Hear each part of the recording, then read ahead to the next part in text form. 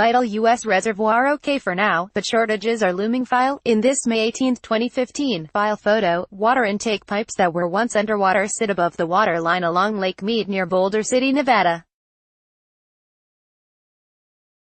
U.S. government water managers said Wednesday, August 15, 2018, that Lake Mead will be able to meet the demands of Mexico and southwestern U.S. states for the next 13 months, but a looming shortage could trigger cutbacks in late 2019.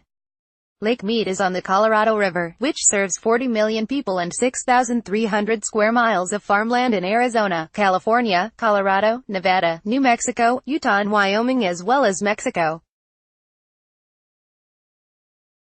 AP photo, John Locker, file, Denver, AP, a vital reservoir on the Colorado River will be able to meet the demands of Mexico and the U.S. Southwest for the next 13 months, but a looming shortage could trigger cutbacks as soon as the end of 2019, officials said Wednesday. A forecast from the U.S. Bureau of Reclamation echoes previous warnings that a nearly 20-year trend toward a drier regional climate coupled with rising demand could drain so much water from the Lake Mead reservoir that cutbacks would be mandatory. The report increases the pressure on 7 U.S. states that rely on the river to finish a long-delayed contingency plan for a shortage. If these projections materialize, we are very quickly going to lose control of how to manage the deteriorating conditions on the Colorado River, said John Entzeminger, general manager of the Southern Nevada Water Authority, which serves 2.1 million people, including the city of Las Vegas. The Colorado River system, including the giant Lake Mead and Lake Powell reservoirs, serves about 40 million people and 6,300 square miles, 16,300 square kilometers, of farmland.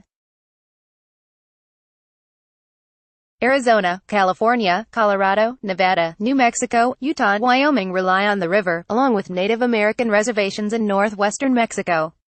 The water is divided under international treaties, court rulings and interstate agreements.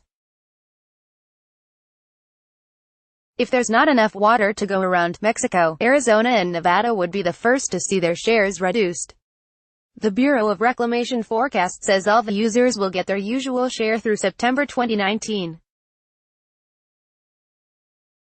But the report projects that by October 2019, the surface of Lake Mead could fall below 1,075 feet 330 meters above sea level, the agreed-upon point that would trigger an announcement of cutbacks that would occur sometime in the following 12 months.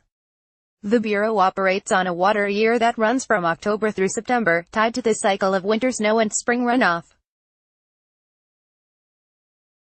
If everything holds true and the hydrology matches the models, then that's probably where we're going to be, agency spokesman Marlon Duke said.